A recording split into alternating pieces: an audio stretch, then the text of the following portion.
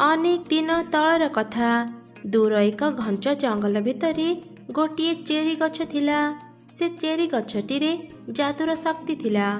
असुस्थ चढ़ई से चेरी खाउथिले सेमाने संगे संगे सुस्थ हो जाउथिले आउ अनेक शक्ति भी पाउथिले। जादुर चेरी गछ बहुत गर्वी अहंकारी थिला। से केवल सुंदर धनी चढ़ई मानकु साहाय्य करुथिला आउ तांको जादुर चेरी खाइबाकु देउथिला। हेले गरीब चढ़ई मानक सह से बहुत खराब व्यवहार करुथिला।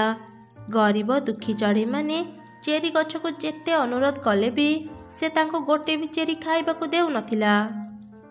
मु हेउची जादुर सुंदर चेरी गछ। जे भी मो चेरी फल खाइब से बहुत सुंदर आउ सुस्थ होइजिब। से अनेक शक्ति भी पाइब। एमिति किछि दिन बीतीगला। गोटे दिन एक गरीब चढ़ई जादुर चेरी गछ पाखक आसिला। हे जादुर चेरी गछ, मो ना मीनू, मो पाख जंगलरू आसीची। मु देखिबाकू असुंदर बोली सबु चढ़ई मोर बहुत मजा उड़ाती। मते आपणकर जादुर चेरी फल खाइबाकू दियंतु। मु सुंदर हेबाकू चाहूची। मु सुंदर हेले केही मोर मजा उड़ेबे नहीं। आरे काली चढ़ई, मो भली एक सुंदर गछ पाखक आसीबा पई तोर साहस केमिति हैला? तो देखिबाकू केते असुंदर। तो चेहरा देखिबाकू मोर जमा भी इच्छा हेउनी। जा जा शीघ्र मो पाखरु चली जा। एमिति कहंतनी जादुर गछ, मु बहुत आशा नहीं आपनक पाखक आसीची। मु असुंदर बोली मो बाहागर हेई पारुनी। मो पाई मो बापा माँ बहुत चिंतार अछंती। मते केवल आपण साहाय्य करि परिबे। मो ऊपर टिके दया करंतु। तो भली गोटे असुंदर गरीब चढ़ई को मु केबे भी साहाय्य करिबिनी।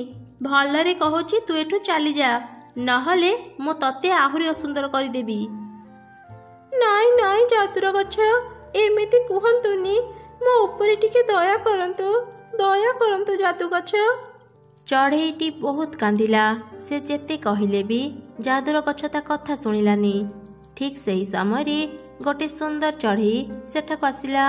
आउ से जादुर गछ को कहिला, जादुर गछ, मो पाख जंगल राणी चढ़ई जादुर चेरी फल नेबा पई मु तम पाखकू आसीची। हाँ हाँ राणी चढ़ई, तू देखिबाकू केते सुंदर। गोटे कण मो पाखरु तोर जेतिकी इच्छा तो सेतिकी चेरी फल नहीं जा। तापरे से सुंदर चढ़ई किछि चेरी फल तोड़ी ता सांगरे नहीं गला। एमिति देखी गरीब चढ़ईटी मनरे चिंता कला, ए चढ़ई तो जणे राणी। मो तांको मो समस्या कही गोटे चेरी फल खाइबा पई मागिबी। मोर विश्वास जे से मो उपरे दया करी मते चेरी फल निश्चय देबे। एमिति चिंता करी गरीब चढ़ई सुंदर राणी चढ़ईर पछा कला। राणी चढ़ई जंगल भितर थिबा एक गुंफा भितर को गला। ताहा देखी गरीब चढ़ई भी ता पछे पछे गला। गुंफा भितर से जहा देखिला ताहा देखी से बहुत डरी गला। से देखिला सुंदर राणी चढ़ई गोटे पिशाची चढ़ई रे पालटी गला। हठात से पिशाची चढ़ई कहिला, अरे सतरी तो से जादुर चेरी गछरे बहुत शक्ति अछि। मु शीघ्र से चेरी गछ को काटी मो गुंफा को नहीं आसबी। आउ ताको नियारे जाली पाउंस करदेवी। से पाउंस माखिले मु बहुत शक्ति पाइबी आउ सबुठारु सुंदरी चढ़ी जीवी। ए सब कथा सुनी गरीब चढ़ई आश्चर्य हो गला। हे भगवान, एटा तो गोटे दुष्ट पिशाची चढ़ई। एक कथा मते शीघ्र जादुर गछ को कहिबाको पड़िबो। एमिति चिंता करी गरीब चढ़ई चुप चुप गुंफा भितर बाहरी आसिला। से शीघ्र जादुर चेरी गछ पाखु गला आउ ताको सब कथा कहिदेला। हेले से अहंकारी गछ ता कथा को विश्वास कला नहीं। आउ ताको बहुत अपमान करी सेठू चली जीवाको कहिला। बिचरा चढ़ई मन दुखरे सेठू चली गला। सेपटे पिशाची एक जादुर कुराड़ी धरी कहिला, ए जादुर कुराड़ी द्वारा मु से जादुर चेरी गछ को आराम रे काटी पारिबी। आउ तापरे से गछ धरी गुंफा को आसीबी। किछि समय परे पिशाची चढ़ई जादुर कुराड़ी धरी चेरी गछ पाखु गला। चेरी गछ जादुर कुराड़ी को देखी खूब डरी गला। ए कौन? ए पिशाची चढ़ई मते काटिबा पई जादुर कुराड़ी धरिकी आसीची। ता माने से गरीब चढ़ई सत कहूथिला। मु ता कथा को कौन पे विश्वास कलिनी। କି ରେ ଯାଦୁର ଗଛ, ଏ କୁରାଡ଼ି ଦେଖି ଡରିଗଲୁ କି? ଆଜି ତୋର ଶେଷ ଦିନ। ଆଜି ମୁଁ ତତେ କାଟି ମୋ ସାଙ୍ଗରେ ନେଇଯିବି ଆଉ ବହୁତ ଶକ୍ତିଶାଳୀ ହେଇଯିବି। ପିଶାଚି ଚଢ଼େଇ ମତେ କାଟନି। କିଏ ଅଛ? ପିଶାଚି ଚଢ଼େଇ ପାଖରୁ ମତେ ବଞ୍ଚାଅ। ପିଶାଚି ଚଢ଼େଇ ଯାଦୁର ଚେରି ଗଛକୁ କାଟିବା ପାଇଁ ଯେମିତି ତା ପାଖକୁ ଗଲା, ଗରିବ ଚଢ଼େଇ ଗୋଟେ ଜଳୁଥିବା ମଶାଲ ଧରି ସେଠାକୁ ଆସିଲା। ଆରେ ପିଶାଚି ଚଢ଼େଇ ରହିଯା, ଚେରି ଗଛର କିଛି କ୍ଷତି କରନି, ନହେଲେ ମୁଁ ଏ ନିଆଁରେ ତତେ ପୋଡ଼ିଦେବି। ଗରିବ ଚଢ଼େଇର ଏମିତି କଥା ଶୁଣି ପିଶାଚି ଚଢ଼େଇ ହସିଲା ଆଉ କହିଲା, ଏଇ ମୂର୍ଖ ଚଢ଼େଇ, ମୋତେ ଅଟକାଇବା ପାଇଁ ତୋର ସାହସ କେମିତି ହେଲା? ତୁ ବୋଧେ ମୋ ଶକ୍ତି ବିଷୟରେ ଜାଣିନୁ। ଆଗ ମୁଁ ତତେ ମାରିବି, ତାପରେ ଗଛକୁ କାଟିବି। ଏମିତି କହି ପିଶାଚି ଚଢ଼େଇ ଗରିବ ଚଢ଼େଇକୁ ମାରିବା ପାଇଁ ଯେମିତି ତା ପାଖକୁ ଗଲା, ହଠାତ୍ ସେ ଝୁଣ୍ଟି ହେଇ ମାଟିରେ ପଡ଼ିଗଲା। ତା ହାତରୁ ଯାଦୁର କୁରାଡ଼ି ଖସି ପଡ଼ିଲା। ସେହି ସୁଯୋଗରେ ଗରିବ ଚଢ଼େଇ ସେ ଯାଦୁର କୁରାଡ଼ିକୁ ଉଠେଇ ନେଲା। ପିଶାଚି ଚଢ଼େଇ ଭଲରେ ଏଠୁ ଚାଲିଯା, ନହେଲେ ମୁଁ ଏ ଯାଦୁର କୁରାଡ଼ିରେ ତତେ ଏବେ ହିଁ କାଟିଦେବି। ଆରେ ନା ନା, ମୋ ପାଖକୁ ଆସନି। ଏ ଯାଦୁର କୁରାଡ଼ି ବହୁତ ଶକ୍ତିଶାଳୀ। ମୋତେ ମାରନି, ମୁଁ ଏଠୁ ଚାଲି ଯାଉଛି, ଆଉ କେବେ ବି ଆସିବିନି। ତାପରେ ପିଶାଚି ଚଢ଼େଇ ସବୁଦିନ ପାଇଁ ସେଠାରୁ ଚାଲିଗଲା। ଆରେ ଚଢ଼େଇ, ମୋତେ ତୁ କ୍ଷମା କରିଦେ। ମୁଁ ଅହଙ୍କାରରେ ଅନ୍ଧ ହେଇଯାଇଥିଲି। ଭୁଲ ଠିକ୍ ମୁଁ ବୁଝିପାରିଲିନି। ହେଲେ ମୁଁ ତତେ କଥା ଦେଉଛି, ଏବେଠୁ ମୁଁ ଗରିବ ଅସହାୟ ଚଢ଼େଇଙ୍କୁ ସାହାଯ୍ୟ କରିବି। ଆରେ ଚଢ଼େଇ, ତୋର ଯେତେ ଇଚ୍ଛା ତୁ ମୋଠୁ ଚେରି ନେଇ ଖା। ଏମିତି ଯାଦୁର ଗଛ ଚଢ଼େଇକୁ କିଛି ଚେରି ଖାଇବା ପାଇଁ ଦେଲା। ଚଢ଼େଇ ବି ଖୁସିରେ ସେ ଚେରି ଖାଇଲା। ସଙ୍ଗେ ସଙ୍ଗେ ସେ ଏକ ସୁନ୍ଦର ଚଢ଼େଇ ହେଇଗଲା।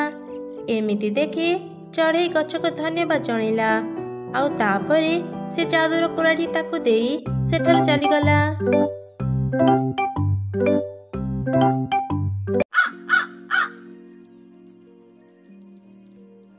ଆରେ ଧନ, ଏଇ ନେ କିଛି ଖାଇବା ଖାଇନେ। ତୁ ଖାଇବା ଖାଇସାରି ଘରେ ଥିବୁ, ବାହାରକୁ ଯିବୁନି। ମୁଁ ଯାଉଛି ଖାଇବା ଆଣିବାକୁ। ମୁଁ ଫେରିଲେ ଆମେ ସାଙ୍ଗ ହେଇ ବାହାରକୁ ବୁଲିବା ପାଇଁ ଯିବା। ଠିକ୍ ଅଛି ମା, ତୁ ନ ଆସିବା ଯାଏଁ ମୁଁ ଜମା ବି ବାହାରକୁ ଯିବିନି। ହେଲେ ମା, ତୁ ସବୁବେଳେ ଏତେ କମ୍ ଖାଇବା କ'ଣ ପାଇଁ ଆଣିଛୁ? ମୋତେ ସବୁବେଳେ ଭୋକ ଲାଗେ। ଘରେ ତ କିଛି ଖାଇବା ନଥାଏ। ଆଜି ଟିକେ ବେଶୀ ଖାଇବା ଆଣନା ମା। ଆରେ ଧନ, ତୁ ତ ଜାଣିଛୁ ଆମ ଜଙ୍ଗଲ କେତେ ଛୋଟ। ଏଠି ବେଶୀ ଖାଇବା ନାହିଁ। ଖାଇବା ଆଣିବା ପାଇଁ ମୋତେ ଦୂର ଜାଗାକୁ ଯିବାକୁ ପଡ଼େ। ଯଦି ଆଜି ମୁଁ ବେଶୀ ଖାଇବା ପାଇବି, ତୋ ପାଇଁ ଆଣିଦେବି। ଏମିତି କହି ମା ଚଢ଼େଇଟି ଦୂର ଜଙ୍ଗଲକୁ ଉଡ଼ିଗଲା। ସେଦିନ ସେ ବହୁତ ଖୋଜିଲା ପରେ ବି କିଛି ଖାଇବାକୁ ପାଇଲାନି। ଆରେ ଆଜି ତ ଜଙ୍ଗଲରେ କିଛି ଖାଇବାକୁ ପାଇଲିନି। ଘରେ ମୋ ପୁଅ ମଧ୍ୟ ଅପେକ୍ଷା କରିଥିବ। ଏବେ ମୁଁ ତା ପାଇଁ କ'ଣ ଖାଇବା ନେଇଦେବି? ଏମିତି ଚିନ୍ତା କରି ମା ଚଢ଼େଇଟି ଆଉ ଗୋଟେ ଚଢ଼େଇ ପାଖକୁ ଗଲା ଆଉ ତାକୁ ସବୁ ଘଟଣା ଜଣାଇଲା। ଦିଦି, ସବୁ ତ ଶୁଣିଲ। ଏବେ ମୁଁ ଘରକୁ କ'ଣ ଖାଇବା ନେଇକି ଯିବି କିଛି ବୁଝିପାରୁନି। ମୋତେ କିଛି ଖାଇବା ଧାର ଦେଇଥାଅ। ମୁଁ ଯେତେବେଳେ କିଛି କାମ ପାଇବି, ମୁଁ ତମର ସବୁ ଖାଇବା ଫେରେଇ ଦେବି। ହଁ, ତୋ କଥା ବୁଝିଲି ଯେ, ହେଲେ ଆମ ଘରେ ଯାହା ବି ଥିଲା ମୁଁ ଆଉ ମୋ ଛୁଆମାନେ ଖାଇ ଦେଇଛୁ। ଅଳ୍ପ କିଛି ଖାଇବା ଅଛି, ରହ ମୁଁ ତତେ ଆଣିଦେଉଛି। ଏମିତି କହି ସେ ଚଢ଼େଇ ଅଳ୍ପ କିଛି ଖାଇବା ଆଣି ମା ଚଢ଼େଇକୁ ଦେଲା। ମା ଚଢ଼େଇ ସେ ଖାଇବା ଧରି ଘରକୁ ଫେରିଲା। ସେ ଫେରିବା ରାସ୍ତାରେ ଗୋଟେ ନେଲ୍ ପଲିସ୍ ପଡ଼ିଥିବାର ଦେଖିଲା। ଆରେ ଏଇଟା ତ ଗୋଟେ ନେଲ୍ ପଲିସ୍। ଲାଗୁଛି କୋଉ ମଣିଷ ବୋଧେ ନେଲ୍ ପଲିସ୍କୁ ଏଠି ପକେଇ ଦେଇଛି। ୟା ରଙ୍ଗ ତ ବହୁତ ସୁନ୍ଦର ହେଇଛି। ମୋ ପୁଅ ସବୁବେଳେ ଖେଳିବା ପାଇଁ ମୋତେ ଗୋଟେ ଖେଳନା ମାଗୁଛି। ମୁଁ ଏ ନେଲ୍ ପଲିସ୍କୁ ମୋ ପୁଅ ପାଇଁ ନେଇଦେବି, ସେ ଏଥିରେ ଖେଳିବ। ଏମିତି ଚିନ୍ତା କରି ମା ଚଢ଼େଇଟି ନେଲ୍ ପଲିସ୍କୁ ବି ତା ସାଙ୍ଗରେ ଧରି ଘରକୁ ଗଲା। ସେ ତା ପୁଅକୁ ଖାଇବା ଦେଲା ଆଉ ତା ସହ ସେ ନେଲ୍ ପଲିସ୍କୁ ବି ସେଠି ରଖିଦେଲା। ଆରେ ଧନ, ଏଇ ନେ ଖାଇବା। ମୋତେ ଭୋକ ଲାଗୁନି। ମୋ ପାଇଁ ଖାଇବା ରଖିବୁନି? ତୁ ସବୁ ଖାଇବା ଖାଇଦେ। ଏମିତି କହି ମା ଚଢ଼େଇଟି ସେଠାରୁ ଚାଲିଗଲା। ସେ ନେଲ୍ ପଲିସ୍ କଥା ତା ପୁଅକୁ କହିବା ପାଇଁ ଭୁଲିଗଲା। ଛୁଆ ଚଢ଼େଇ ସବୁ ଖାଇବା ଖାଇଦେଲା, ତଥାପି ତା ଭୋକ ମେଣ୍ଟିଲାନି। ମା, ଆଜି ବି ଏତେ କମ୍ ଖାଇବା କାହିଁକି ଆଣିଲ? ପେଟ ପୁରିଲାନି। ଏବେ ମୁଁ କ'ଣ ଖାଇବି? ଆରେ ଏଇଟା କ'ଣ ଲାଗୁଛି? ଏଇଟା ବୋଧେ କେଉଁ ଜୁସ୍ ବୋତଲ। ମା ବୋଧେ ମୋ ପାଇଁ ଆଣିଛି। କେତେ ସୁନ୍ଦର ଦେଖାଯାଉଛି। ଏମିତି ଚିନ୍ତା କରି ସେ ଛୁଆ ଚଢ଼େଇ ନେଲ୍ ପଲିସ୍ ବୋତଲକୁ ଜୁସ୍ ଭାବି ପୁରା ପିଇଦେଲା। ଏକଥା ମା ଚଢ଼େଇଟି ଜାଣିପାରିଲାନି। ପରଦିନ ସକାଳେ ଛୁଆ ଚଢ଼େଇଟି ଉଠି ଦେଖିଲା ତା ପେଟରୁ ଗୋଟେ ଗଛ ବାହାରିଛି। ଆଉ ସେ ଗଛରେ ବହୁତ ଗୁଡ଼ିଏ ନେଲ୍ ପଲିସ୍ ଝୁଲିଛି। ହେ ଭଗବାନ, ଏଇଟା କ'ଣ? ମୋ ପେଟରୁ ଗୋଟେ ଗଛ ବାହାରିଛି। ମୁଁ କାଲି ଯେଉଁ ଜୁସ୍ ବୋତଲଟା ଖାଇଥିଲି, ଏ ଗଛରେ ତ ସେମିତି ବୋତଲ ଝୁଲିଛି। ମା ମା ଉଠ ନା, ଦେଖ ମୋ ପେଟରେ ଏଇଟା କ'ଣ ବାହାରିଛି। ଏବେ ମୋର କ'ଣ ହେବ? ମା, ଏ ମା। ଛୁଆର ପାଟି ଶୁଣି ମା ଚଢ଼େଇର ନିଦ ଭାଙ୍ଗିଗଲା। ତା ଛୁଆ ପେଟରେ ଗୋଟେ ଗଛ ଦେଖି ମା ଚଢ଼େଇଟି ବହୁତ ଡରିଗଲା। ଆରେ ଏଇଟା କ'ଣ ରେ ଧନ? ତୋ ପେଟରେ ନେଲ୍ ପଲିସ୍ ଗଛ ହେଲା କେମିତି? ମା, ମୁଁ ଜାଣିନି। କାଲି ମୁଁ ସେ ଜୁସ୍ ବୋତଲଟା ପିଇଥିଲି, ଯୋଉଟା ତୁ ମୋ ପାଇଁ ଆଣିଥିଲୁ। ସେଇ ଜୁସ୍ ବୋତଲ ଏ ଗଛରେ ଝୁଲିଛି। କ'ଣ କହିଲୁ? ତୁ ସେ ନେଲ୍ ପଲିସ୍ ପିଇଛୁ? ସର୍ବନାଶ, ସେଇଟା ପିଇବା ପାଇଁ ନୁହଁ, ତୁ ଖେଳିବୁ ବୋଲି ମୁଁ ଆଣିଥିଲି। ଏବେ କ'ଣ ଯେ ହେବ? ରହ, ମୁଁ ଡାକ୍ତରଙ୍କୁ ଡାକି ଆଣୁଛି। ଏବେ ସେ ହିଁ ତତେ ଭଲ କରିପାରିବେ। ଏମିତି କହି ମା ଚଢ଼େଇଟି ଡାକ୍ତର ଡାକିବା ପାଇଁ ଚାଲିଗଲା। କିଛି ସମୟ ପରେ ସେ ଗୋଟେ ଡାକ୍ତର ଚଢ଼େଇକୁ ତା ଘରକୁ ନେଇ ଆସିଲା। ସେ ଡାକ୍ତର ଚଢ଼େଇ ବି ଛୁଆ ଚଢ଼େଇ ପେଟରେ ଗଛ ଦେଖି ଆଶ୍ଚର୍ଯ୍ୟ ହେଇଗଲା। ଏ କ'ଣ ହେଇଛି? ପେଟରେ ନେଲ୍ ପଲିସ୍ ଗଛ କେମିତି ବାହାରିଲା? ଚଢ଼େଇ ପେଟରେ କ'ଣ ନେଲ୍ ପଲିସ୍ ଗଛ ହୁଏ? ମୁଁ ତ ଆଗରୁ ଏସବୁ ଦେଖିନି। କେମିତି ହେଲା ଏସବୁ? ଡାକ୍ତର ବାବୁ, ଗତକାଲି ମୋ ପୁଅ ଭୁଲରେ ଗୋଟେ ନେଲ୍ ପଲିସ୍ ପିଇ ଦେଇଥିଲା। ସେଥିପାଇଁ ବୋଧେ ତା ପେଟରେ ଏମିତି ଗଛ ବାହାରିଥିବ। ତା ପେଟରେ ବାହାରିଥିବା ଏଇ ଗଛକୁ କାଟି ମୋ ପୁଅକୁ ଭଲ କରିଦିଅନ୍ତୁ। ମୁଁ ଆଗରୁ ଏଭଳି ରୋଗ ଦେଖିନଥିଲି କି ଶୁଣି ନଥିଲି। ତମ ପୁଅକୁ ଭଲ କରିବି କେମିତି? ତମ ପୁଅକୁ ଭଲ କରିବା କ୍ଷମତା ମୋର ନାହିଁ। ଏମିତି କହି ସେ ଡାକ୍ତର ଚଢ଼େଇ ସେଠାରୁ ଚାଲିଗଲା। ତା ପଛେ ପଛେ ମା ଚଢ଼େଇଟି ଯାଉଥିଲା।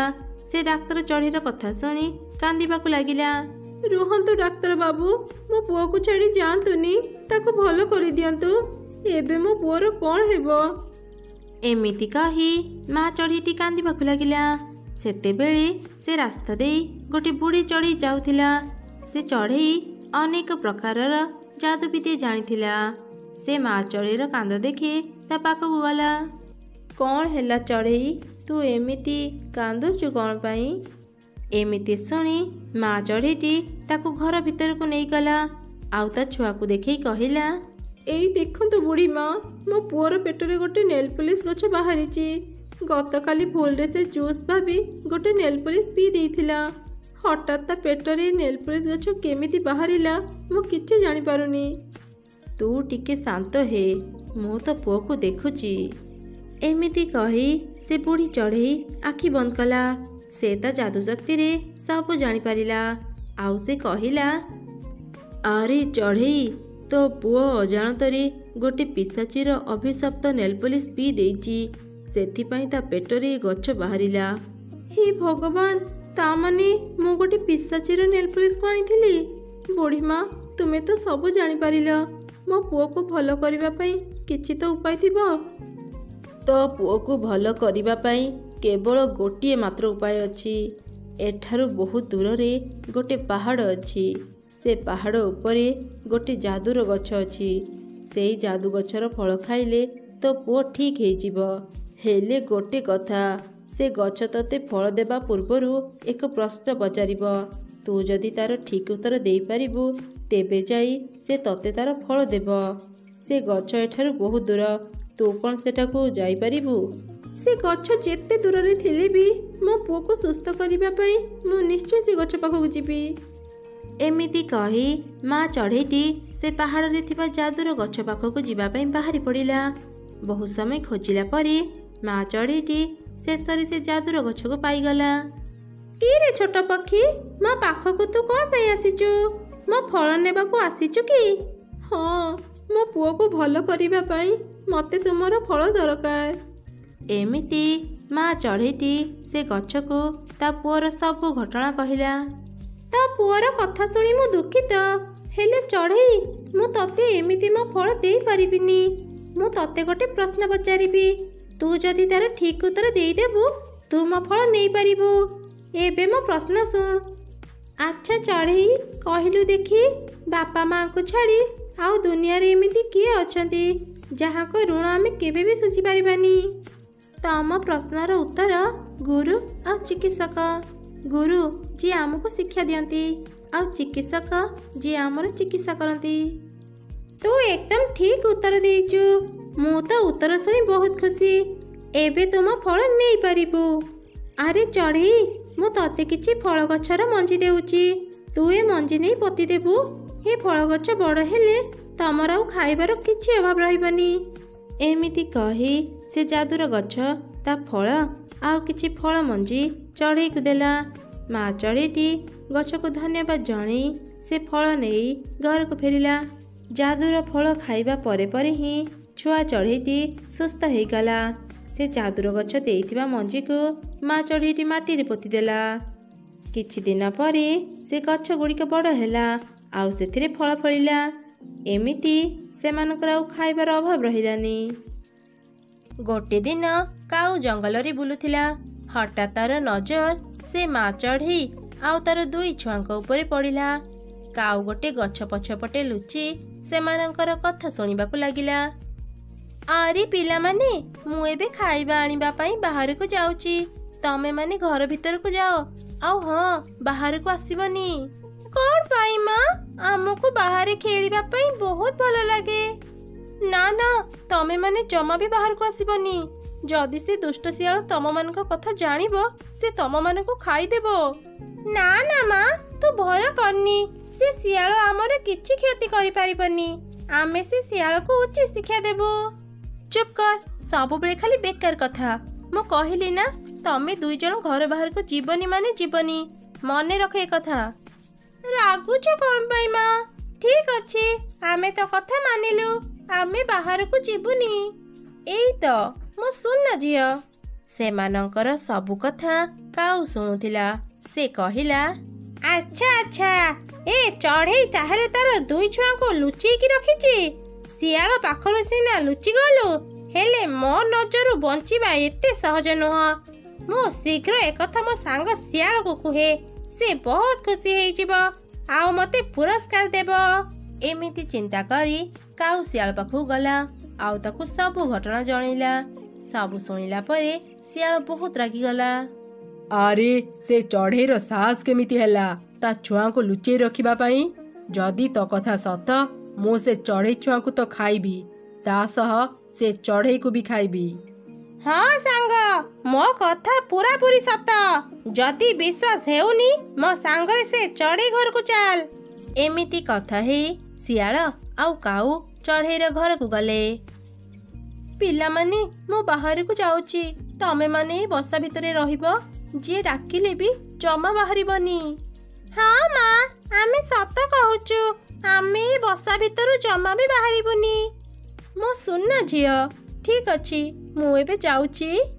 ମା ଚଢ଼େଇ ତା ଛୁଆଙ୍କ ସହ କଥା ହେଇ ବାହାରକୁ ଗଲା ଖାଇବା ଖୋଜିବା ପାଇଁ। ରାସ୍ତାରେ ତାର କାଉ ଆଉ ଶିଆଳ ସହ ଦେଖା ହେଲା। ଶିଆଳ ତ ଖୁବ୍ ରାଗି ଯାଇଥିଲା। ସେ ଚଢ଼େଇକୁ କହିଲା, ଏ ଚଢ଼େଇ, ତୋର ଏତେ ସାହସ, ତୁ ତ ଛୁଆଙ୍କୁ ମୋ ପାଖରୁ ଲୁଚେଇକି ରଖିଛୁ। ଶିଆଳ ପାଖରୁ ଏମିତି ଶୁଣି ମା ଚଢ଼େଇଟି ବହୁତ ଡରିଗଲା ଆଉ ମନରେ ଚିନ୍ତା କଲା, ଆରେ ଏ ଦୁଷ୍ଟ ଶିଆଳ ମୋ ଛୁଆମାନଙ୍କ ଖବର କେମିତି ପାଇଲା? ମୁଁ ମୋ ଛୁଆମାନଙ୍କୁ ଏ ଶିଆଳ ପାଖରୁ କେମିତି ରକ୍ଷା କରିବି? ନା ନା, ଡରିଲେ ଚଳିବନି। ମୋତେ କିଛି ଗୋଟେ ଉପାୟ ବାହାର କରିବାକୁ ପଡ଼ିବ। ନା ନା ଶିଆଳ ରାଜା, ମୋ ପାଖରେ ତ କେହି ବି ଛୁଆ ନାହାନ୍ତି। ଥିଲେ କ'ଣ ଆପଣ ଜାଣିନଥାନ୍ତି? ମୁଁ କ'ଣ ଏତେ ଦିନ ଧରି ମୋ ଛୁଆମାନଙ୍କୁ ଲୁଚେଇ ରଖିପାରିଥାନ୍ତି? ହଁ, ଏଇଟା ଏକଦମ ଠିକ୍ କଥା। ତୋ ଛୁଆ ଥିଲେ ତ ମୁଁ ଆଗରୁ ଜାଣିପାରିଥାନ୍ତି। କାହିଁକି ନା ଏ ଜଙ୍ଗଲରେ କେହି ବି ଚଢ଼େଇ ତାଙ୍କ ଛୁଆକୁ ମୋ ପାଖରୁ ଲୁଚେଇ ରଖିପାରିବେନି। ନା, ଏ ଚଢ଼େଇ ମିଛ କହୁଛି। ମୁଁ କିଛି ସମୟ ପୂର୍ବରୁ ଏ ଚଢ଼େଇର ବସାରେ ଦୁଇଟି ଛୁଆ ଦେଖିଥିଲେ। ବିଶ୍ୱାସ ନହେଲେ ଚାଲ ମୋ ସାଙ୍ଗରେ ଚଢ଼େଇ ଘରକୁ। ସେ ତା ଘର ଭିତରେ ତାର ଦୁଇ ଛୁଆଙ୍କୁ ଲୁଚେଇକି ରଖିଛି। ଠିକ୍ ଅଛି, तू जदि एते करी कहूचु चाल ए चढ़ेईर घर को जीवा। अरे ए चढ़ेई तू भी आम सांगरे आस। जदि मु तो घरे छुआ पाइबी सेमानकु तो खाइबी ता सह तते भी खाइबी। अरे ए शियाल जदि एबे मो घर को जीव मो दुई छुआ को देखि नेब आउ तांको खाई देब। एबे मु कोन जे करिबी? हे भगवान मो दुई छुआ को रक्षा कर। की रे चढ़ेई कौन भाबुचु? चाल शीघ्र तो घर को जीवा। शियाल राजा आज मोर गोटे काम थिला आउ दिने मो घर को गले हेबनी? कौन हैला तू मो मुह ऊपर जवाब देउचु? आउ दिने नुह आजी एबे ही आमे तो घर को जीवु। तू बेसी कथा न कही शीघ्र मो सांगरे आस। तापरे से तीन जण चढ़ेईर घर को गले। माँ चढ़ेई तो भୟରେ थरिबाकु लागिला। किए जाने ता सहजी कौन जे हेब ए कथा भाबी भाबी चढ़ेई भय करुथिला। शेषरे से माने चढ़ेईर घरे पहुँची गले। शियाल काऊ को कहिला, अरे काऊ ए चढ़ेईर घर भीतर को जाई देख सेठी छुआ अछंती कि नाही। जदि छुआ थिबे मो पाखकु धरी नहीं आस। काऊ शियाल कथारे राजी हेई चढ़ेईर बसा भीतर को गला। सेपटे माँ चढ़ेई भୟରେ थरिबाकु लागिला आउ भगवान को प्रार्थना करुथिला। दुष्ट काऊ चढ़ेईर बसा भीतर को गला हेले से चढ़ेई छुआ को बसा भीतर पाइलानी। से चारिआड़ को देखिला आउ कहिला, एइठी तो मु से चढ़ेईर छुआ को देखिथिली। से दुईटा गले कुआडे? एबे मु शियाल को कोन कहिबी? कौन हैला काऊ एते समय भितरे कौन करुचु? शीघ्र चढ़ेई छुआ धरी मो पाखकु आस। शियाल एते डाकिबा परे बाध्य हेई काऊ खाली हातरे बाहर को आसिला। अरे तू एका आसिलु चढ़ेई छुआ कुआडे गले? ये माने सांग भीतरे चढ़ेई छुआ नाहंती। कौन हैला मो दुई छुआ घर भितरे नाहंती? कुआडे गले से माने? से जा हो आग ये शियाल को एठू पठेबाकू पड़िबो तापरे जाई मो मो छुआ को खोजिबी। देखिले तो शियाल राजा मु कहूतिली ना मो घरे केही नाहंती। हाँ तू ठीक कहिथिलु सबु ए काऊर भूल। अरे काऊ एभली भूल जदि आउ थरे करिबु मु तते आग खाई नेबी। चाल एठू जीवा।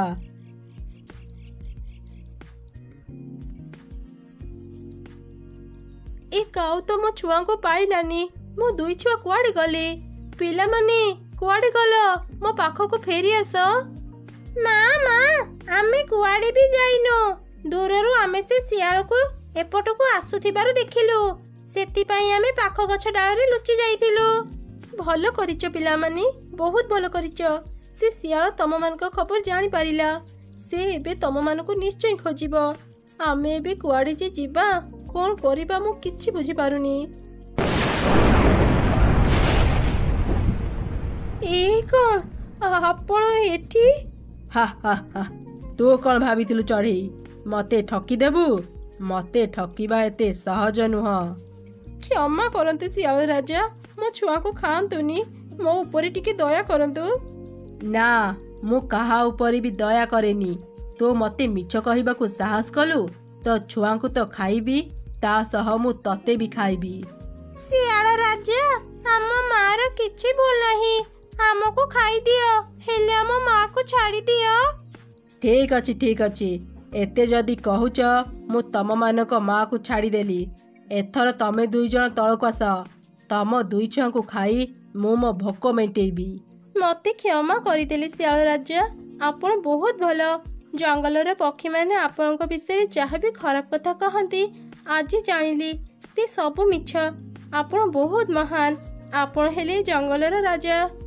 चढ़ेईर एपरी कथा शुणी शियाल खूब खुशी हो गला आउ मनरे चिंता कला। अरे वाह एते दिन परे जणे मोर प्रशंसा कला। ठीक अच्छी मु तो कथा शुणी बहुत खुशी। तते तो मु छाड़ी देली हेले तो छुआ को मु छाड़ीबिनी। मु सेमानंकु खाइबी। ता तो मु जाने शियाल राजा जदि आपण न राखिबे मु गोटे कथा कहि थांती। कौन कहिबु शीघ्र कह।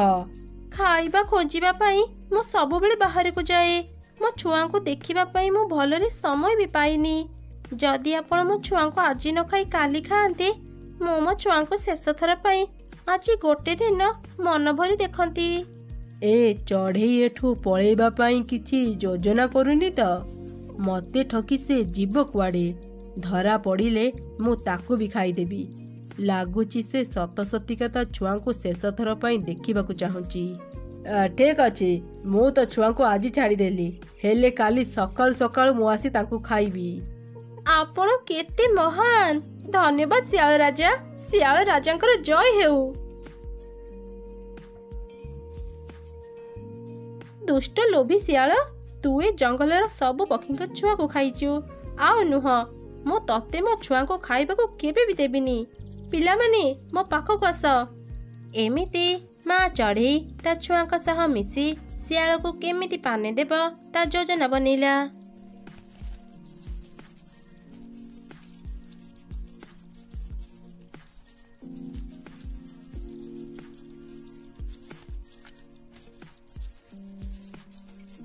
ସକାଳ ହେଉ ହେଉ ଶିଆଳ ଚଢ଼େଇର ଘରକୁ ଆସିଲା।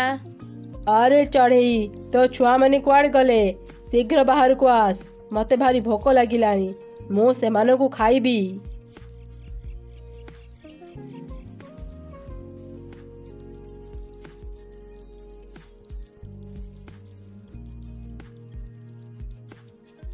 ଆସ ଆସ ଶିଆଳ ରାଜା, ଏଠାକୁ ଆସି ଆମକୁ ଖାଇନିଅ। ବାଃ, ତମେ ଦୁଇ ଛୁଆ ତ ବହୁତ ଭଲ। କେତେ ସହଜରେ ମୋ ପାଖକୁ ଆସିଗଲ। ଶିଆଳ ଯେମିତି ଚଢ଼େଇ ଛୁଆଙ୍କୁ ଖାଇବା ପାଇଁ ଗଲା, ସେ ଗାତ ଭିତରକୁ ଖସି ପଡ଼ିଲା। ଗାତ ଭିତରେ ବଡ଼ ବଡ଼ କଣ୍ଟା ଗଛ ଥିଲା। ସେ କଣ୍ଟା ଉପରେ ପଡ଼ିବା ଯୋଗୁଁ ଶିଆଳର ତୁରନ୍ତ ମୃତ୍ୟୁ ହେଇଗଲା। ଏସବୁ ଦେଖି କାଉ କହିଲା, ଆରେ ବାବାରେ, ଇଏ କ'ଣ ହେଇଗଲା? ଏମାନେ ମୋ ସହ ଏମିତି କରିବା ପୂର୍ବରୁ ମୁଁ ମୋ ଜୀବନ ବଞ୍ଚାଇ ଏଠାରୁ ପଳାଏ।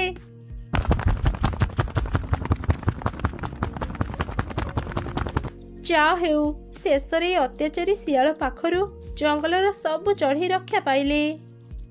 ଆଉ କିଛି ଦିନ ପରେ ଆମ ଛୁଆ ଏ ଦୁନିଆକୁ ଆସିବ। ଏବେରୁ ହିଁ କିଛି ଖାଇବା ସଞ୍ଚୟ କରି ରଖିବାକୁ ପଡ଼ିବ। ହଁ, ତୁ ଠିକ୍ କହିଛୁ। ଆମ ଜଙ୍ଗଲରେ ବେଶୀ ଖାଇବା ନାହିଁ, ସେଥିପାଇଁ ଭାବୁଛି ମୁଁ ପାଖ ଜଙ୍ଗଲକୁ ଯାଇ କିଛି ଖାଇବା ଆଣିବି। ସେତେ ଦିନ ପର୍ଯ୍ୟନ୍ତ ତୁ ତୋର ଆଉ ଏ ଅଣ୍ଡାର ଧ୍ୟାନ ରଖିବୁ। ଠିକ୍ ଅଛି, ତମେ ଯଦି ପାଖ ଜଙ୍ଗଲକୁ ଯିବାକୁ ଚାହୁଁଛ ଯାଅ, ଆମ ପାଇଁ ଚିନ୍ତା କରନି। ମୁଁ ଆମର ଏ ଅଣ୍ଡାର ଭଲ କି ଧ୍ୟାନ ରଖିବି। ଏମିତି କହି ଚଢ଼େଇ ଖାଇବା ଆଣିବା ପାଇଁ ପାଖ ଜଙ୍ଗଲକୁ ଚାଲିଗଲା। ଘରେ ରହି ମା ଚଢ଼େଇଟି ଅଣ୍ଡାଟିର ଧ୍ୟାନ ରଖିଲା। ଗୋଟେ ଦିନ ସେ ପାଣି ପିଇବା ପାଇଁ ନଦୀକୁ ଯାଇଥିଲା। ସେତେବେଳେ କାଉ ତା ଘରକୁ ଆସି ତା ବସାରେ ଏକ ଅଣ୍ଡା ଦେଇ ସେଠାରୁ ଚାଲିଗଲା। କିଛି ସମୟ ପରେ ମା ଚଢ଼େଇଟି ଘରକୁ ଫେରି ଦେଖିଲା ତା ବସାରେ ଦୁଇଟି ଅଣ୍ଡା। ଆରେ ଏ କ'ଣ? ମୁଁ ତ ଗୋଟେ ଅଣ୍ଡା ଦେଇଥିଲି, ହେଲେ ବସାରେ ତ ଦୁଇଟି ଅଣ୍ଡା। ମୁଁ ବୋଧେ ଆଉ ଗୋଟେ ଅଣ୍ଡା ଦେଇ ଭୁଲି ଯାଇଛି। ସେ ଯାହା ବି ହେଉ, ମୁଁ ଏ ଦୁଇ ଅଣ୍ଡାର ବି ସମାନ ଭାବରେ ଯତ୍ନ ନେବି। ଏମିତି ଚିନ୍ତା କରି ମା ଚଢ଼େଇଟି ସେ ଦୁଇଟି ଅଣ୍ଡାର ଖୁବ୍ ଭଲରେ ଯତ୍ନ ନେଲା। କିଛି ଦିନ ପରେ ସେ ଅଣ୍ଡାରୁ ଦୁଇଟି ଛୁଆ ବାହାରିଲେ। ଗୋଟେ ଛୁଆ ଥିଲା ଚଢ଼େଇ ଛୁଆ, ଆଉ ଗୋଟେ ଥିଲା କାଉ ଛୁଆ। ଏ କେମିତି ସମ୍ଭବ? ମୋ ଅଣ୍ଡା ଭିତରୁ କାଉ ଛୁଆ କେମିତି ବାହାରିଲା? ମୁଁ ତ କିଛି ବୁଝିପାରୁନି। ଠିକ୍ ସେହି ସମୟରେ ବାପା ଚଢ଼େଇ ବି ସେଠାରେ ପହଞ୍ଚିଗଲା। ଆରେ, ତମେ ଫେରି ଆସିଲ? ଦେଖ ନା, ମୋର ଗୋଟେ ଅଣ୍ଡା ଭିତରୁ କାଉ ଛୁଆ ବାହାରିଲା, ହେଲେ ଏସବୁ କେମିତି ହେଲା ମୁଁ କିଛି ଜାଣିପାରୁନି। ଗୋଟେ ତ ଆମ ଛୁଆ, ଆରଟା କାଉର ଛୁଆ। ତୁ ମୋତେ ସତ ସତ କହ, ଏ କାଉ ଛୁଆ ଏଠାକୁ କେମିତି ଆସିଲା? ମୋତେ ବିଶ୍ୱାସ କର, ମୁଁ ଜାଣିନି ଏ କାଉ ଛୁଆ ଏଠାକୁ କେମିତି ଆସିଲା। ମୋତେ ଲାଗୁଛି ଏ ଅଣ୍ଡା କାଉର। ସେ ବୋଧେ ମୋ ବସାରେ ଅଣ୍ଡା ରଖିଦେଇଛି। ସେ ଯାହା ବି ହେଉ, ଏ କାଉ ଛୁଆ ମୋ ଘରେ ରହିପାରିବନି। ମୁଁ ତାକୁ ମୋ ଘରୁ ବାହାର କରିଦେବି। ଏମିତି କହି ବାପା ଚଢ଼େଇଟି କାଉ ଛୁଆକୁ ଘରୁ ବାହାର କରିଦେଲା।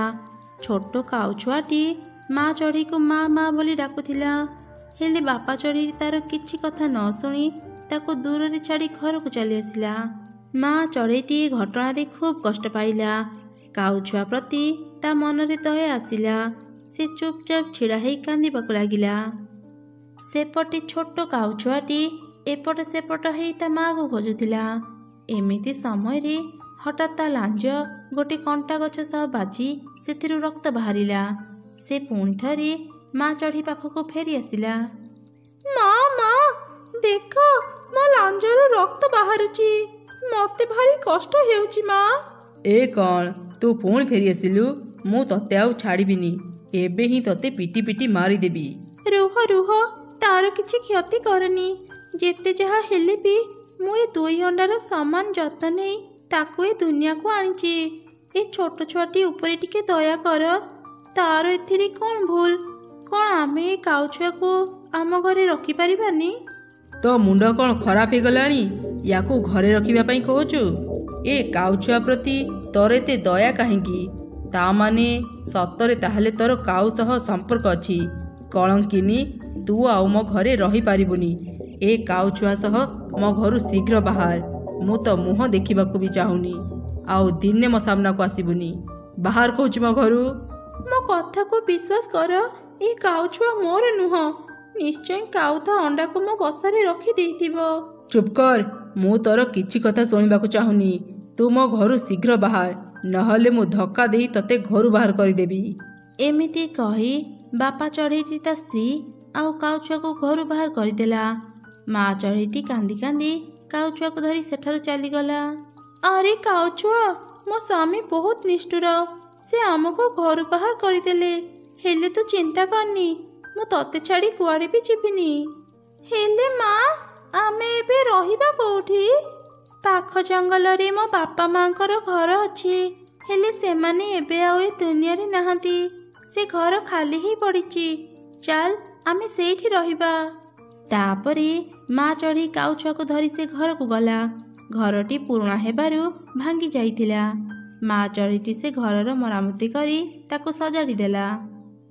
ଆରେ ଧନ, ତୁ ଘରେ ରହ, ପାଖରେ ଗୋଟେ ନଦୀ ଅଛି। ମୁଁ ସେ ନଦୀରୁ ମାଛ ଧରି ବଜାରକୁ ଯିବି।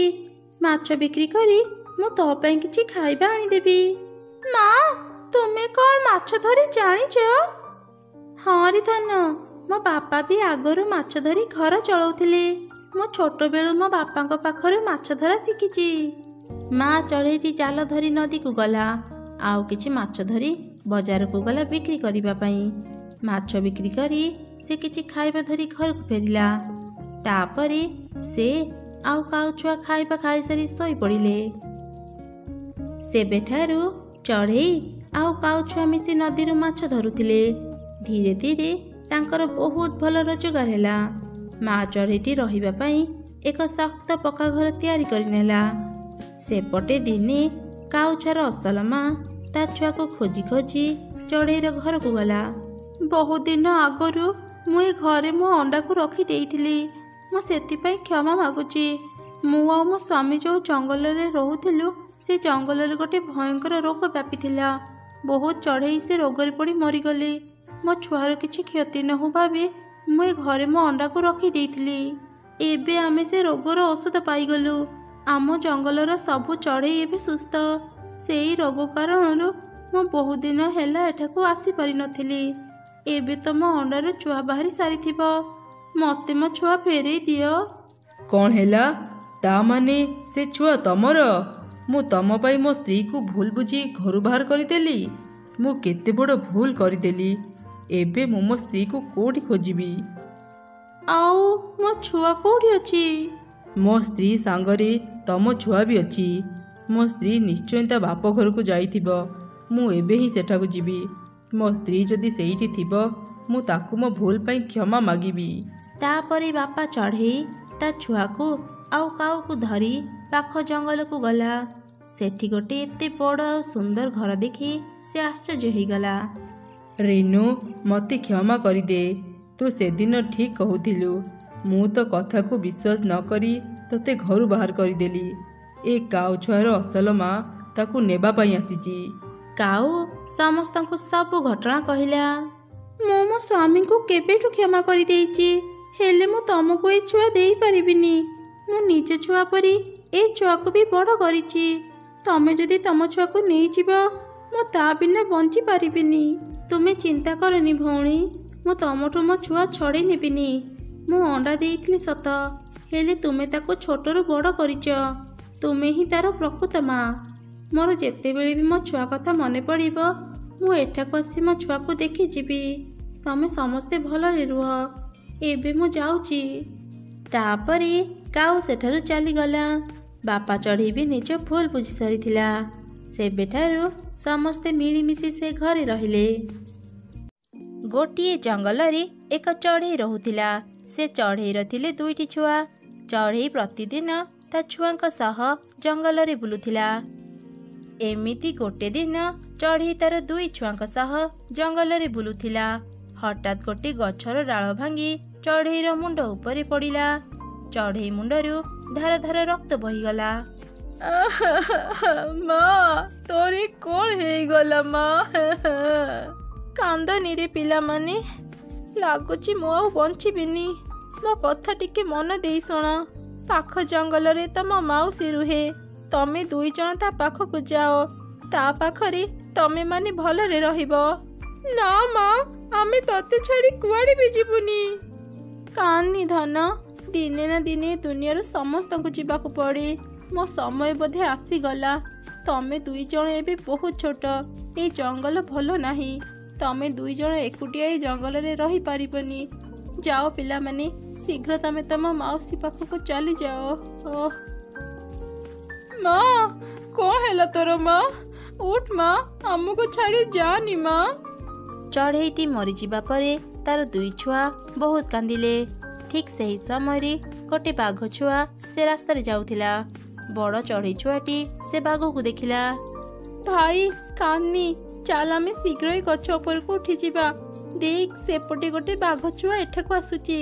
ଚାଲ ଶୀଘ୍ର ଏଠୁ ପଳେଇବା, ନହେଲେ ସେ ଆମକୁ ଖାଇଦେବ। ତାପରେ 2 ଚଢ଼େଇ ଛୁଆ ଉଡ଼ି ଯାଇ ଗଛ ଡାଳରେ ବସିଲେ। ବାଘ ଛୁଆର ନଜର ସେ ମଲା ଚଢ଼େଇ ଉପରେ ପଡ଼ିଲା। ଆରେ ବାହ, ତାଜା ରକ୍ତର ଗନ୍ଧ ଆସୁଛି। ଲାଗୁଛି ଏ ଚଢ଼େଇଟା ଏବେ ହିଁ ମରିଛି। ଯା ହଉ, ଆଜି ମୋତେ ତାଜା ମାଂସ ଖାଇବାକୁ ମିଳିବ। ଏମିତି କହି ବାଘ ଛୁଆ ଚଢ଼େଇକୁ ଖାଇଲା। ଦୂରରୁ ଏସବୁ ସେ ଚଢ଼େଇର ଛୁଆମାନେ ଦେଖୁଥିଲେ। ଦିଦି ଦେଖ, ସେ ବାଘ ଛୁଆ ଆମ ମାକୁ ଖାଉଛି। ଆମେ ଆଉ କଣ କରିପାରିବା? ମା କଥା ତୋର ମନେ ଅଛି ନା? ଏ ଜଙ୍ଗଲ ଭଲ ନୁହଁ। ଚାଲ ଆମେ ପାଖ ଜଙ୍ଗଲରେ ରହୁଥିବା ଆମ ମାଉସୀ ପାଖକୁ ଯିବା। ଏମିତି କଥା ହେଇ 2 ଚଢ଼େଇ ଛୁଆ ଉଡ଼ି ଉଡ଼ି ପାଖ ଜଙ୍ଗଲକୁ ଗଲେ। କିଛି ସମୟ ଉଡ଼ିଲା ପରେ ସାନ ଚଢ଼େଇ ଛୁଆଟି ବଡ଼ ଚଢ଼େଇ ଛୁଆକୁ କହିଲା, ଦିଦି ଦିଦି, ମତେ ଭାରି ଭୋକ ଲାଗିଲାଣି। ମୁଁ ଆଉ ଉଡ଼ି ପାରୁନି। ଆଚ୍ଛା ହଉ, ସେ ପାଖ ଗଛକୁ ଦେଖୁଛୁ, ଚାଲ ସେଠି ବସିବା।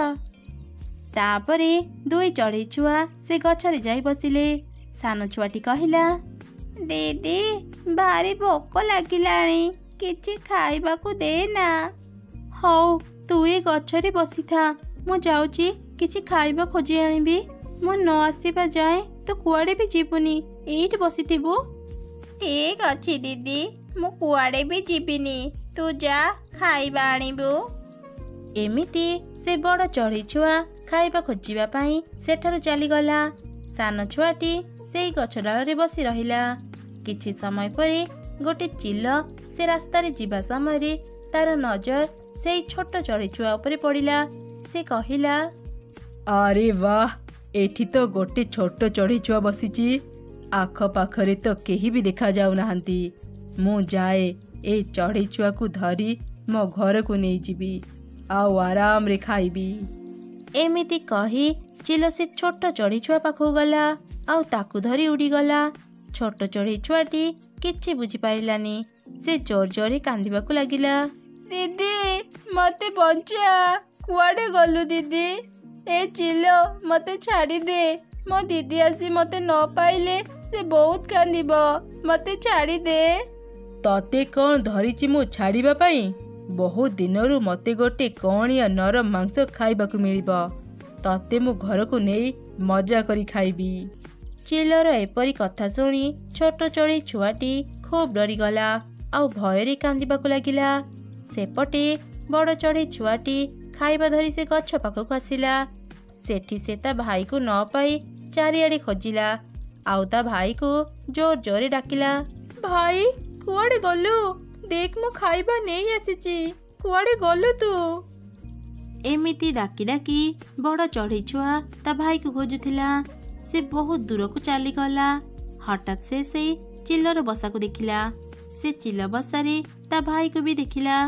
ଆରେ ଏ ଚିଲ ତ ମୋ ଭାଇକୁ ମାରିଦେବ। ମୁଁ ମୋ ଭାଇକୁ ଏବେ କେମିତି ବଞ୍ଚେଇବି? ସେତେବେଳେ ଚଢ଼େଇ ଛୁଆର ନଜର ତଳେ ପଡ଼ିଥିବା ଗୋଟେ ପଥର ଉପରେ ପଡ଼ିଲା। ସେ ସେଇ ପଥରକୁ ଉଠେଇ ଚିଲର ମୁଣ୍ଡ ଉପରକୁ ଯାଇ ପଥରକୁ ଛାଡ଼ିଦେଲା। ଚିଲ ମୁଣ୍ଡରୁ ରକ୍ତ ବୋହିଗଲା। ସେ ବେହୋସ ହେଇ ତଳେ ପଡ଼ିଗଲା।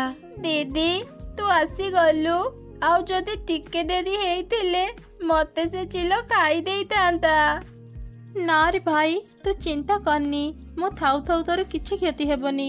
ଚାଲ ଆମେ ଶୀଘ୍ର ଏଠୁ ପଳେଇବା, ନହେଲେ ଚିଲ ଉଠିଯିବ। ଏମିତି କଥା ହେଇ ଦୁଇ ଚଢ଼େଇ ଛୁଆ ସେଠାରୁ ଉଡ଼ି ଚାଲିଗଲେ। କିଛି ଦୂର ଗଲା ପରେ ସେମାନେ ପାଖ ଜଙ୍ଗଲରେ ପହଞ୍ଚିଗଲେ। ଆରେ ଭାଇ ଟିକେ ରହ, ଆମେ ବୋଧେ ଭୁଲ ରାସ୍ତାରେ ଚାଲି ଆସିଲେ। ଛୋଟ ଥିବା ବେଳେ ମୋ ମା ସାଙ୍ଗରେ ଥରେ ମାଉସୀ ଘରକୁ ଯାଇଥିଲି। ମତେ ଲାଗୁଛି ଏଇଟା ସେଇ ରାସ୍ତା ନୁହଁ। ଆଚ୍ଛା ଦିଦି ଠିକ୍ ଅଛି, ଚାଲ ସେ ପାଖ ଗଛରେ ବସିବା। ତୁ ଏ ସବୁ ରାସ୍ତା ଦେଖି ମନେ ପକା ଆମେ କୋଉ ରାସ୍ତାରେ ଯିବା। ହଁ ତୁ ଠିକ୍ କହିଛୁ। ଏତେ ସମୟ ଉଡ଼ି ଉଡ଼ି ମୋ ଡେଣା ଗୁଡ଼ାକ ବଥା କଲାଣି। ଚାଲ ସେ ଗଛରେ ଯାଇ ବସିବା। ତାପରେ ଦୁଇ ଛୁଆ ସେ ଗଛ ଉପରେ ଯାଇ ବସିଲେ। କିଛି ସମୟ ପରେ ଗୋଟେ ଶିଆଳ ସେ ରାସ୍ତାରେ ଯାଉଥିଲା। ତାକୁ ଦେଖି ବଡ଼ ଚଢ଼େଇ ଛୁଆଟି କହିଲା, ଶିଆଳ ଅଙ୍କଲ ଟିକେ ରୁହ, ଆମ କଥା ଟିକେ ଶୁଣ। ଆରେ ବାହ, ଏ ଚଢ଼େଇ ଛୁଆଗା କେତେ ସୁନ୍ଦର ହେଇଛନ୍ତି। ଯଦି ମୁଁ ଏମାନଙ୍କୁ ଖାଇପାରନ୍ତି ମଜା ଆସିଯାଆନ୍ତା। କ'ଣ ହେଲା, ତୁ ମତେ ଡାକୁଛୁ କ'ଣ ପାଇଁ? ଆମକୁ ଟିକେ ସାହାଯ୍ୟ କରନ୍ତୁ ଶିଆଳ ଅଙ୍କଲ। ମୋ ମାଉସୀ ଘର ଏଇ ଜଙ୍ଗଲରେ। ଆମେ ଆମ ମାଉସୀ ଘରକୁ ଯାଉଛୁ। ମୁଁ ମୋ ମାଉସୀ ଘରକୁ ଯିବା ରାସ୍ତା ଭୁଲି ଯାଇଛି। ଏ ରାସ୍ତା କୋଉଠିକି ଯାଇଛି କହିପାରିବେ? ଏଇଟା ତ ବଢ଼ିଆ ସୁଯୋଗ। ଯେମିତି ବି ହଉ ଏ ଛୁଆମାନଙ୍କୁ ମୋ ଘରକୁ ନେବାକୁ ହେବ। ତାହେଲେ ରାତିରେ ମୋତେ ଆଉ ଖାଇବା ଖୋଜିବାକୁ ପଡ଼ିବନି। ଏତେ ସମୟ ଧରି କ'ଣ ଭାବୁଛ ଶିଆଳ ଅଙ୍କଲ? କାଇଁ କିଛି ନାହିଁ ତ।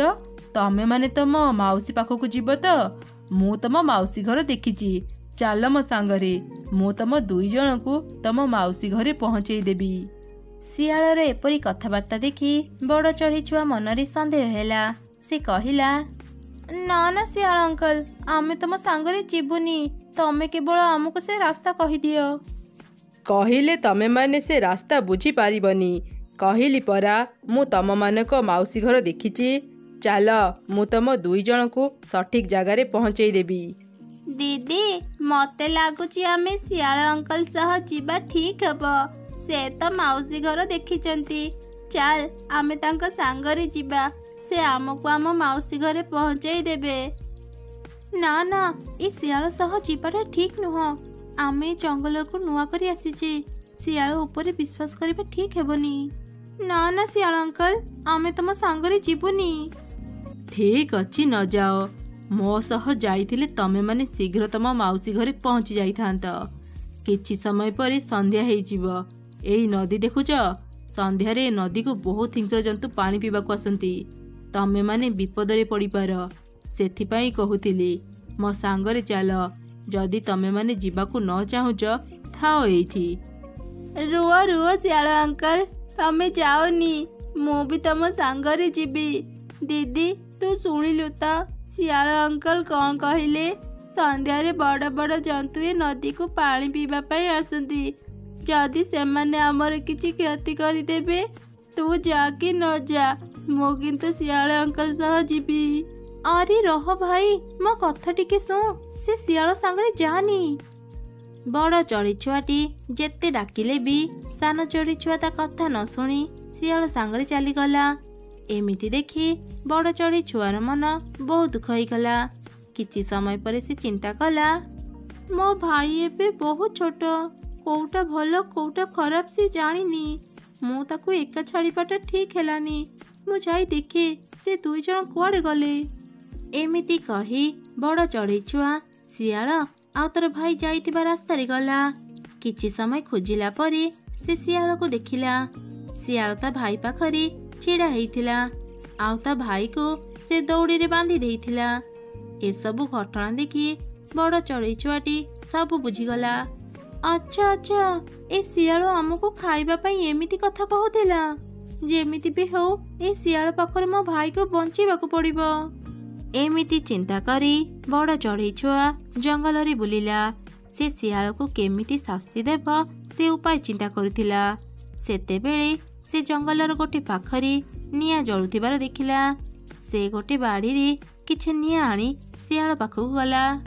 ଶିଆଳ ତା ଭାଇକୁ ମାରିବାକୁ ଯିବା ସମୟରେ ଚଢ଼େଇ ଛୁଆ ସେ ନିଆଁ ଶିଆଳର ଉପରକୁ ଫିଙ୍ଗିଦେଲା। ଦେଖୁ ଦେଖୁ କିଛି ସମୟରେ ଶିଆଳର ପୁରା ଦେହରେ ନିଆଁ ଲାଗିଗଲା। କିଛି ସମୟରେ ହିଁ ଶିଆଳ ସେ ନିଆଁରେ ପୋଡ଼ି ପାଉଁଶ ହେଇଗଲା। ଛୋଟ ଚଢ଼େଇ ଛୁଆଟି ନିଜ ଭୁଲ ବୁଝି ସାରିଥିଲା। ସେ ତା ଭଉଣୀକୁ କ୍ଷମା ମାଗିଲା। ତୋ କଥା ନ ମାନି ମୋର ଭୁଲ ହେଇଗଲା ଦିଦି।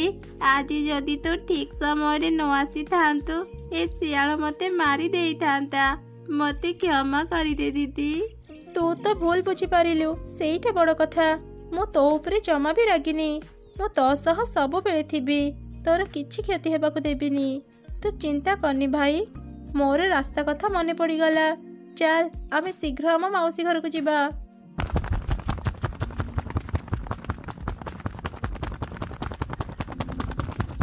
ତାପରେ ସେମାନେ ତାଙ୍କ ମାଉସୀ ଘରକୁ ଗଲେ ଆଉ ତାଙ୍କ ମାଉସୀ ସହ ଖୁସିରେ ରହିଲେ। ମା, ମୁଁ ଏବେ ସ୍କୁଲ ଯାଉଛି। ସନ୍ଧ୍ୟାରେ ଘରକୁ ଫେରିବି। ଆରେ ତୁ ନ ଖାଇ ସ୍କୁଲ ବାହାରି ଗଲୁଣି? ମୋ ରୋଷେଇ ବି ସରି ଆସିଲାଣି। ତୁ କିଛି ଖାଇବା ଖାଇକି ଯା। ନାଇଁ ମା, ସ୍କୁଲ ଟାଇମ୍ ହେଇଗଲାଣି। ଆମ ଟିଚର କହିଥିଲେ ଶୀଘ୍ର ସ୍କୁଲ ଆସିବା ପାଇଁ। ମୁଁ ସକାଳେ ମୁଢ଼ି ମିକ୍ସଚର ଖାଇଛି। ମତେ ଆଉ ଭୋକ ଲାଗୁନି। ମୋ ପାଇଁ ଚିନ୍ତା କରନି। ଭୋକ ଲାଗିଲେ ମୁଁ ସ୍କୁଲରେ ଟିଫିନ ଖାଇନେବି। ମୁଁ ଏବେ ଯାଉଛି ମା। ଏମିତି କହି କୁନି ସ୍କୁଲକୁ ଚାଲିଗଲା। ଆରେ ସ୍କୁଲରେ ପଶୁ ପଶୁ ତୋର ଏଇ କଳା ଚେହେରା ଦେଖିବାକୁ ପଡ଼ିଲା। ଗଲା, ଆଜି ଦିନଟା ମୋର ଖରାପ ହେଇଗଲା। କେଜାଣି ଆଜି କ'ଣ ଯେ ହେବ। ତୁ ଏ କ'ଣ କହୁଛୁ ସୁଇଟି? ମୁଁ କଳା ବୋଲି ତୁ ମୋତେ ଏତେ କଥା କହିଯାଉଛୁ। ସେମାନଙ୍କ କଥା ସରିଛି କି ନାହିଁ ସେମାନଙ୍କ କ୍ଲାସ୍ ଟିଚର ସେଠାକୁ ଆସିଲେ। ଆରେ ସୁଇଟି, ତୁ ଆଜି ବହୁତ ସୁନ୍ଦର ଦେଖାଯାଉଛୁ। କ୍ଲାସକୁ ନ ଯାଇ ତୁ ଏ କାଳି ଚଢ଼େଇ ସାଙ୍ଗରେ କ'ଣ ପାଇଁ କଥା ହେଉଛୁ? ତାପରେ କ୍ଲାସ୍ ଟିଚର ଆଉ ସୁଇଟି ସେଠାରୁ ଚାଲିଗଲେ। ସେମାନଙ୍କ କଥା ଶୁଣି ଚଢ଼େଇ ଛୁଆ କାନ୍ଦିଲା ଆଉ ଲୁହ ପୋଛି କ୍ଲାସ୍ ଭିତରକୁ ଗଲା। ଆରେ କୁନି, ତୁ ଆଗରେ କାହିଁକି ବସିଛୁ? ଯା ପଛକୁ ଯାଇ ବସ। ତୋ ଭଳି କଳା ଚଢ଼େଇକୁ ଦେଖିଲେ ମୋତେ ପଢ଼େଇବାକୁ ବି ଇଚ୍ଛା ହେବନି। ମ୍ୟାଡାମ, ଆପଣ ଏ କାଳି ଚଢ଼େଇକୁ କ୍ଲାସରୁ ବାହାର କରିଦିଅନ୍ତୁ। ତାହେଲେ ବହୁତ ଭଲ ହେବ। ନା ପିଲାମାନେ, ଏମିତି ହେଇପାରିବନି। ଯଦି ସମ୍ଭବ ହୁଅନ୍ତା ମୁଁ କେବେଠୁ ୟାକୁ କ୍ଲାସରୁ ବାହାର କରିଦେଇଥାନ୍ତି।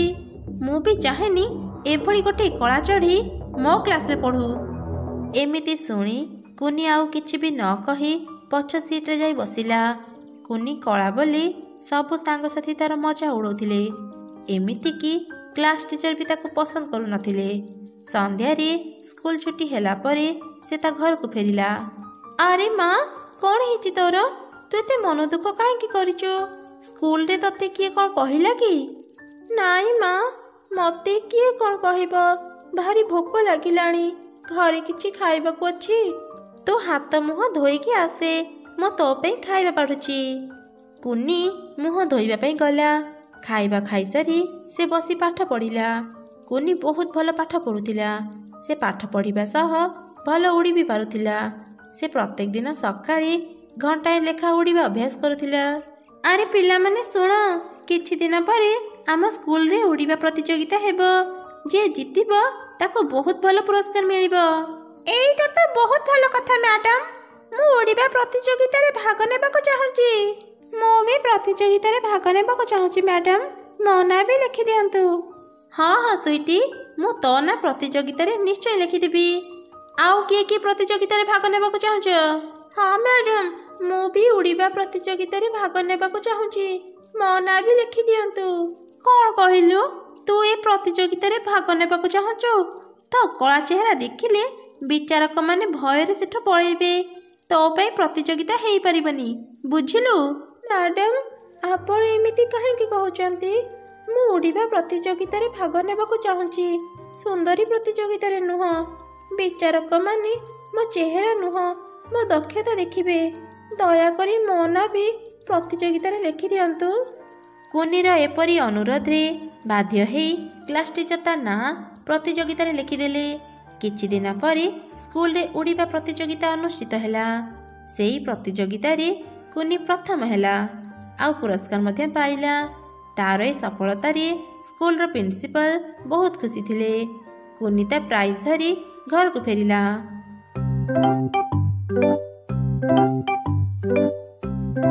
ମା ଦେଖ, ମୁଁ ଉଡ଼ିବା ପ୍ରତିଯୋଗିତାରେ ପ୍ରଥମ ହେଇଛି। ମତେ ଏ ଟ୍ରଫି ମିଳିଛି। ମା, ଆଜି ନା ମୁଁ ବହୁତ ଖୁସି। କୁନିର ସଫଳତାରେ ତା ବାପା ମା ବହୁତ ଖୁସି ହେଲେ ଆଉ ତାକୁ ଆଶୀର୍ବାଦ ଦେଲେ। ଆରେ କୁନି, ତୁ ଆଜି ବହୁତ ଖୁସି ଦେଖାଯାଉଛୁ। ଓ, ଗତକାଲି ତୁ ଉଡ଼ିବା ପ୍ରତିଯୋଗିତାରେ ପ୍ରଥମ ହେଲୁ, ସେଥିପାଇଁ ଏତେ ଖୁସି। ହେଲେ ତୁ ଯେତେ ଖୁସି ହେନା କ'ଣ ପାଇଁ, କେବେ ବି ତୁ କଳାରୁ ଗୋରା ହେଇପାରିବୁନି, ବୁଝିଲୁ? ମୁଁ ତତେ ପ୍ରତିଯୋଗିତା ବିଷୟରେ କିଛି ବି କହିନି, ତାହେଲେ ତୁ ଉପରେ ପଡ଼ି ମୋ ସହ ଝଗଡ଼ା କରୁଛୁ କ'ଣ ପାଇଁ? ତୋ ସହ ମୁଁ କାହିଁକି ଝଗଡ଼ା କରିବି? ମୁଁ ତତେ କହୁଥିଲି ଏ ସାମାନ୍ୟ ପ୍ରତିଯୋଗିତାରେ ପ୍ରଥମ ହେଲୁ ବୋଲି ଏତେ ଖୁସି ହେଇକି କିଛି ଲାଭ ନାହିଁ। ଆଗକୁ ବାର୍ଷିକ ପରୀକ୍ଷା। ତୁ କଳା ବୋଲି ମ୍ୟାଡ଼ାମ ତତେ ଭଲ ଭାବରେ ପଢ଼ାନ୍ତିନି, ଆମ ଭଳି ଅଲଗା ନେଇ ପାଠ ବୁଝାନ୍ତିନି। ତୁ କେବେ ବି ଆମ ଭଳି ଭଲ ନମ୍ବର ରଖିପାରିବୁନି। ସେତେବେଳେ ଦେଖିବି ତୁ କେମିତି ଖୁସି ହେବୁ। ଏମିତି କହି ସୁଇଟି ଚଢ଼େଇ ସେଠାରୁ ଚାଲିଗଲା। ସେମାନଙ୍କ କଥା ଶୁଣି କୁନିର ମନ ଦୁଃଖ ହେଇଗଲା। ସେଦିନ ପରଠାରୁ କୁନି ବହୁତ ଭଲ ପାଠ ପଢ଼ିବା ଆରମ୍ଭ କଲା। ଦେଖୁ ଦେଖୁ ବାର୍ଷିକ ପରୀକ୍ଷା ବି ଆରମ୍ଭ ହେଇଗଲା। କିଛି ଦିନ ପରେ ପରୀକ୍ଷା ଫଳ ବାହାରିଲା। ସବୁ ଛୁଆ ମ୍ୟାଡ଼ାମଙ୍କୁ ଅପେକ୍ଷା କରିଥିଲେ। କ୍ଲାସ୍ ଟିଚର ଆଉ ପ୍ରିନ୍ସିପାଲ ରେଜଲ୍ଟ ଧରି ସେଠାକୁ ଆସିଲେ।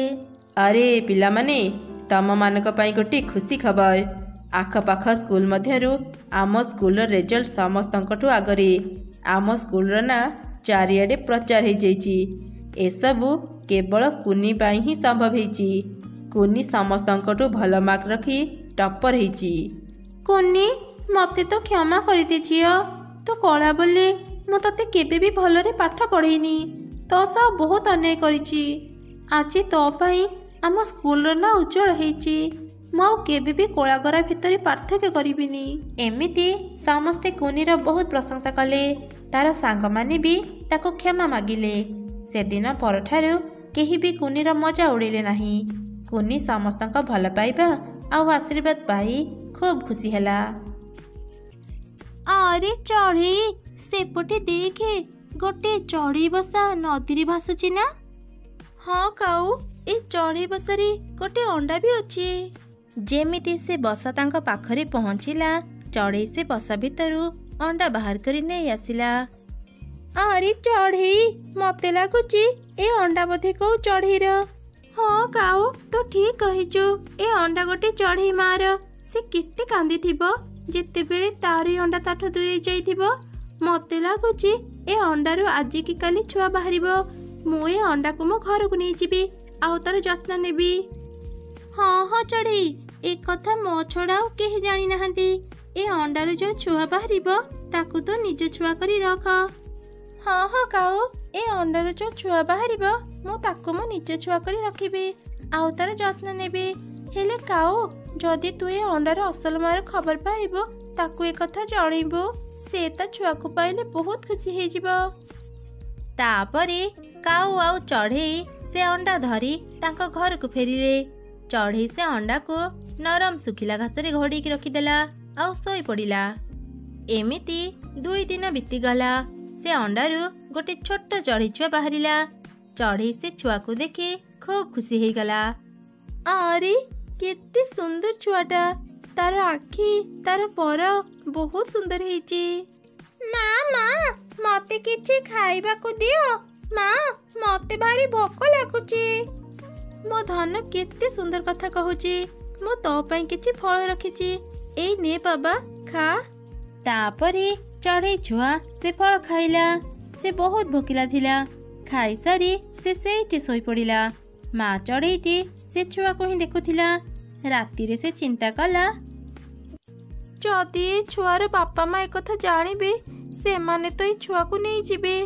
ନା, ଏବେ ଏ ଛୁଆ ମୋର। ମୁଁ ମୋ ଛୁଆ କାହାକୁ ବି ଦେବିନି। ମୋ ଛୁଆ ବିନା ମୁଁ ବଞ୍ଚି ବି ପାରିବିନି। ହେଲେ ଯଦି କାଉ ଏକଥା ସମସ୍ତଙ୍କୁ କହିଦେବ, ମୁଁ କାଲି ସକାଳେ କାଉର ଘରକୁ ଯିବି ଆଉ ତାକୁ ଏକଥା କାହାକୁ ବି ନ ଜଣାଇବା ପାଇଁ କହିବି। ଏମିତି ଚିନ୍ତା କରି ମା ଚଢ଼େଇଟି ଶୋଇପଡ଼ିଲା। ପରଦିନ ସକାଳେ ସେ କାଉର ଘରକୁ ଗଲା। ଆରେ ଚଢ଼େଇ, ତୁ ଆସିଗଲୁ? ମୁଁ ଏବେ ହିଁ ତୋ ପାଖକୁ ଯାଇଥାନ୍ତି। ଆଚ୍ଛା ଚଢ଼େଇ, ସେ ନଦୀରୁ ପାଇଥିବା ଅଣ୍ଡାର କ'ଣ ହେଲା? କାଉ ଭଉଣୀ, ସେ ଅଣ୍ଡାରୁ ଗୋଟେ ସୁନ୍ଦର ଛୁଆ ବାହାରିଛି। ଆଉ ଜାଣିଛ, ସେ ନା ମତେ ତ ମା ଭାବୁଛି। ହଁ, ଭାବିବନି କେମିତି? ସେ ବି ତ ଗୋଟେ ଚଢ଼େଇ ଛୁଆ ନା। ସେ ଅଣ୍ଡାରୁ ବାହାରୁ ବାହାରୁ ତତେ ପ୍ରଥମେ ଦେଖିଲା, ସେଥିପାଇଁ ସେ ତତେ ତା ମା ଭାବିଲା। ହଁ କାଉ ଭଉଣୀ, ସେ ବି ମୋ ଭଳି ଗୋଟେ ଚଢ଼େଇର ଛୁଆ। ମୁଁ କହିବାକୁ ଆସିଥିଲି ଯେ ସେ ଚଢ଼େଇ ଛୁଆ ବିଷୟରେ ତମେ ମାନେ କାହାକୁ ବି କିଛି କହିବନି। ମୁଁ ତାକୁ ମୋ ନିଜ ଛୁଆ କରି ରଖିବାକୁ ଚାହୁଁଛି। ମୁଁ ମୋ ଛୁଆକୁ କାହାକୁ ବି ଦେବିନି। ହେଲେ ଚଢ଼େଇ, ଯଦି ସେ ଛୁଆ କେବେ ଜାଣିଯିବ ତୁ ତାର ଅସଲ ମା ନୁହଁ, ସେତେବେଳେ ତ ସେ ତତେ ଛାଡ଼ି ଚାଲିଯିବ। ସେତେବେଳେ କ'ଣ ହେବ ତା ତ ମୁଁ ଜାଣିନି।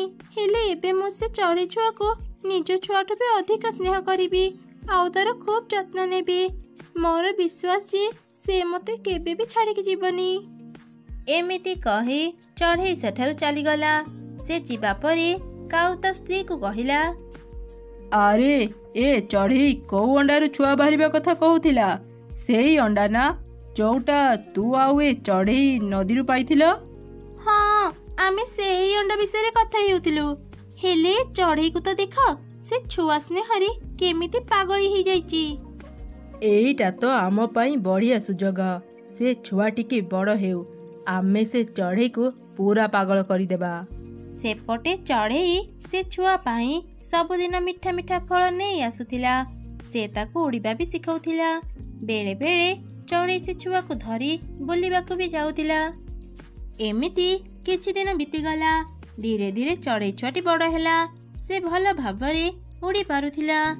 ଏମିତି ଗୋଟେ ଦିନ ଚଢ଼େଇ ଆଉ ତାର ଛୁଆ ତାଙ୍କ ବସାରେ ବସିଥିଲେ। ସେତେବେଳେ କାଉ ଆଉ ତାର ସ୍ତ୍ରୀ ସେଠାକୁ ଆସିଲେ।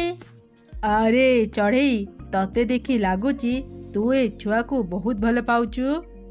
ହଁ କାଉ ଭାଇ, ନିଜ ଛୁଆକୁ କିଏ ଭଲ ନ ପାଏ? ହେଲେ ଚଢ଼େଇ, ସେଇ ଯୋଉ ନଦୀର ଘଟଣା, ତୋ ପୁଅ ବୋଧେ ସେ କଥା ଏଯାଏଁ ଜାଣିନି। ଆରେ କାଉ ଭଉଣୀ, ଏସବୁ କ'ଣ କହୁଛ? କିଛି ବୁଝିପାରୁନୁ? ଆସ ଆମ ପାଖକୁ, ଆମେ ତତେ ସବୁ ବୁଝେଇଦେବୁ। ଏମିତି ଶୁଣି ଚଢ଼େଇ ସେ କାଉଙ୍କ ପାଖକୁ ଗଲା। ଶୁଣ ଚଢ଼େଇ, ତୁ ଏ ଛୁଆର ଅସଲ ମା ନୁହଁ। ତୁ ଯଦି ଚାହୁଁଛୁ ଏକଥା ଏ ଚଢ଼େଇ ଛୁଆ ନ ଜାଣୁ, ତେବେ ତତେ ପ୍ରତିଦିନ ଆମ ଘରେ ଖାଇବା ପହଞ୍ଚେଇବାକୁ ପଡ଼ିବ। କାଉ ଭାଇ, ତମେ ମୋ ସହ ଏମିତି କାହିଁକି କରୁଛ? ଆଗରୁ ତ ତମେ ମାନେ ଏମିତି ନଥିଲ। ଆରେ ଚଢ଼େଇ, ଆମେ ତ ଏଇ ଦିନକୁ ହିଁ ଅପେକ୍ଷା କରିଥିଲୁ। କେତେବେଳେ ଏ ଛୁଆ ବଡ଼ ହେବ ଆଉ ଆମେ ତତେ ଡରେଇ ଆମର କାମ କରେଇବୁ। ଚୁପଚାପ ଆମ କଥା ମାନିଯା, ନହେଲେ ଆମେ କ'ଣ କରିବୁ ତୁ ଭଲ ଭାବରେ ଜାଣିଛୁ। ନା ନା, ତମେ ମାନେ ଏମିତି କରନି। ମୁଁ ସବୁଦିନ ତମ ଘରେ ଖାଇବା ପହଞ୍ଚେଇଦେବି। କାଉମାନେ ଖୁସି ହେଇଗଲେ ଆଉ ସେଠାରୁ ଚାଲିଗଲେ। ମା, ଏମାନେ କିଏ? ଆଉ ତମକୁ କ'ଣ କହୁଥିଲେ? କିଛି ନାହିଁ ରେ ଧନ, ସେମାନେ ମୋ ସାଙ୍ଗ। ଏମିତି ମୋର ହାଲଚାଲ ପଚାରୁଥିଲେ। ଆରେ ବାଃ, ତମ ବୁଦ୍ଧିକୁ ତ ମାନିବାକୁ ପଡ଼ିବ। କେତେ ସୁନ୍ଦର ସେ ଚଢ଼େଇକୁ ଡରେଇ ଆମର ଖାଇବା ଯୋଗାଡ଼ କରିଦେଲା। ଏବେ ତୁ ଖାଲି ଆରାମ କର, ଆଗକୁ ଦେଖ ମୁଁ ସେ ଚଢ଼େଇକୁ ଆହୁରି କ'ଣ କ'ଣ କରେଇବି। ସେବେଠାରୁ ପ୍ରତିଦିନ ଚଢ଼େଇ ସନ୍ଧ୍ୟାରେ ଘରକୁ ଫେରିବା ସମୟରେ କାଉମାନଙ୍କୁ ବି ଖାଇବା ଦେଉଥିଲା। ଯାହା ବି କିଛି ଖାଇବା ବଳୁଥିଲା ସେ ତା ପାଇଁ ଆଉ ତାର ଛୁଆ ପାଇଁ ଘରକୁ ନେଉଥିଲା। ମା ଚଢ଼େଇଟି ସବୁବେଳେ ଡରି ଡରି ରହୁଥିଲା। ଏମିତି ଗୋଟେ ଦିନ, ମୋ ଧନ, ତୁ କ'ଣ ମୋ ବିନା ଏକୁଟିଆ ରହିପାରିବୁ? ନା ନା ମା, ମୁଁ ତମ ବିନା ଏକୁଟିଆ ରହିପାରିବିନି। ତମେ ଏମିତି କାହିଁକି କହୁଛ ମା? ତମେ କ'ଣ ମୋତେ ଛାଡ଼ି ଚାଲିଯିବ? ଯାଅନି ମା, ମୁଁ ତମ ବିନା ରହିପାରିବିନି। ମୁଁ ସବୁଦିନ ତମ ଘରକୁ ଖାଇବା ନେଇ ଦେଉଛି, ପୁଣି କାହିଁକି ମୋ ଘରକୁ ଆସିଛ? ହଁ ହଁ କହୁଛୁ, ଏତେ ଛାନିଆ କାହିଁକି ହେଉଛୁ? ତୁ କ'ଣ ଭାବୁଛୁ ଆମେ ସେ ନଦୀର ଘଟଣା କହିବାକୁ ଆସିଛୁ? ମା, କଥା କ'ଣ? ସେଦିନ ବି ଏମାନେ ନଦୀ କଥା କହୁଥିଲେ ଆଉ ଆଜି ବି କହୁଛନ୍ତି। ନଦୀରେ କ'ଣ ହେଇଥିଲା? ନା ରେ ଧନ, କିଛି ନୁହଁ। ଏମାନେ ମୋ ପୁରୁଣା ସାଙ୍ଗ, ମୋ ସହ ଏମିତି ଥଟ୍ଟା ମଜା କରୁଛନ୍ତି। ଠିକ୍ ଅଛି ମା, ତମେ ତମ ସାଙ୍ଗମାନଙ୍କ ସହ କଥା ହୁଅ। ମତେ ଭାରି ଶୋଷ ଲାଗିଲାଣି। ମୁଁ ଯାଉଛି, ନଦୀରୁ ପାଣି ପିଇକି ଆସିବି। ରହ ଧନ, ତୁ ଏକୁଟିଆ ଯାନି, କିଛି ସମୟ ଅପେକ୍ଷା କର, ମୁଁ ତ ସାଙ୍ଗରେ ଯିବି। ନା ନା ମା, ତମେ ଚିନ୍ତା କରନି, ମୁଁ ଶୀଘ୍ର ଫେରି ଆସିବି। ଏମିତି କହି ସେ ଚଢ଼େଇ ଛୁଆ ସେଠାରୁ ଚାଲିଗଲା। ଆଉ ଗୋଟେ ଗଛ ପଛପଟେ ଲୁଚି ତା ମା ଆଉ ସେ କାଉଙ୍କର କଥା ଶୁଣିବାକୁ ଲାଗିଲା। ସେ ଜାଣିବାକୁ ଚାହୁଁଥିଲା କୋଉ କଥା ପାଇଁ ସେ କାଉମାନେ ତା ମାକୁ ଏତେ ଡରଉଛନ୍ତି। ଶୁଣ ଚଢ଼େଇ, ଆମେ ପାଖ ଜଙ୍ଗଲକୁ ଯାଉଛୁ। ଆମ ବସା ଭାଙ୍ଗି ଯାଇଛି। ଆମେ ଫେରିବା ଭିତରେ ତୁ ଆମ ବସା ତିଆରି କରିଦେଇଥିବୁ।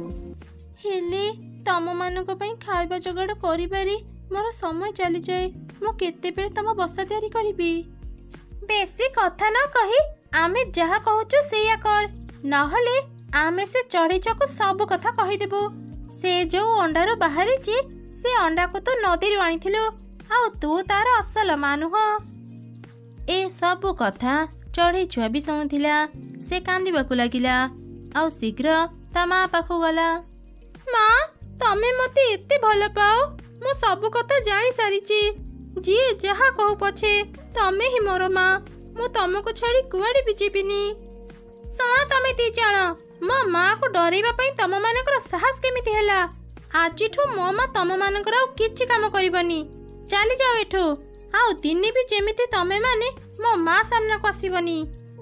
ଏମିତି ଶୁଣି କାଉମାନେ ସେଠାରୁ ଚାଲିଗଲେ। ସେବେଠାରୁ ଚଢ଼େଇ ଆଉ ତାର ଛୁଆ ପୂର୍ବ ଭଳି ଖୁସିରେ ରହିଲେ।